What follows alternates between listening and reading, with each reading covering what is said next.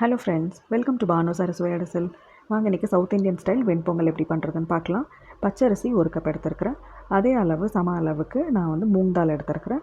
ரெண்டையும் 2 டம்ளர் கணக்கு எனக்கு நான் அலசிட்டு நல்லா இதை வந்து நான் தண்ணி வந்து 1 டம்ளருக்கு 3 டம்ளர் அளவு, அதாவது மொத்தம் 7 டம்ளர் அளவு தண்ணி எடுத்துருக்கிறேன். நான் எந்த டம்ளரில் எடுத்தனோ அதில் இப்போது ஒரு டேபிள் ஸ்பூன் அளவுக்கு உப்பு சேர்த்து இதை வந்து ஒரு மீடியம் ஃப்ளேமில் வச்சு நான் வந்து ஒரு 3 to 4 விசில் விட்டு நான் வேக வச்சு எடுத்துக்க போகிறேன்.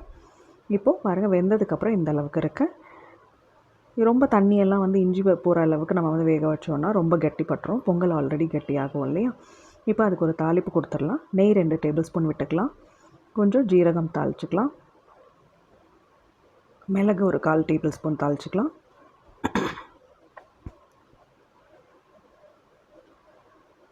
மிளகும் ஜீரகமும் நல்லா வரப்பட்டதும் நல்லா வந்து உடச்சி வச்சுருக்கிற முந்திரி பருப்பு இல்லைன்னா முழு முந்திரி பருப்பும் நம்ம போட்டுக்கலாம். இஞ்சி கொஞ்சம் சேர்த்துக்கலாம். இஞ்சியும் நம்ம நல்லா பொடியாக நறுக்கி வச்சுருக்கேன், அதையும் சேர்த்து நல்லா கலந்து விட்டுக்கலாம். இது நல்லா வதங்கும் போது நம்ம வந்து முந்திரி பருப்பையும் சேர்த்துக்கலாம்.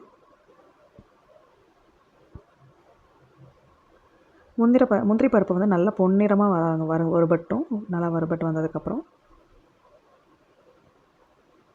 கருவேப்பிலை சேர்த்துப்போம். பாருங்கள், நல்லா கலர் மாற ஆரம்பிக்குது. கொஞ்சம் ரொம்ப தீய விட்டுறக்கூடாது.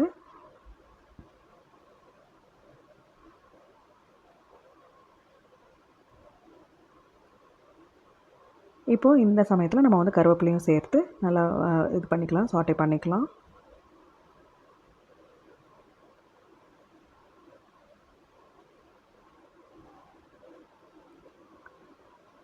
இப்போ இதை வந்து நம்ம வெண்பொங்கலில் எடுத்து கொட்டி தாளித்தோம்னா வெண்பொங்கல் சுட சுட ரெடி ஆகிடுச்சு. இது கூட சாம்பார், சட்னி எதாக இருந்தாலும் தொட்டு சாப்பிட்றதுக்கு ரொம்ப நல்லாயிருக்கும். சுட சுட சாப்பிடும்போது அளவுகள் வந்து இது 1 டம்ளருக்கு நம்ம எவ்வளோ எடுத்துக்கிறோமோ 3 டம்ளர் அளவு தண்ணி எடுத்தோம்னா சரியாக இருக்கும்.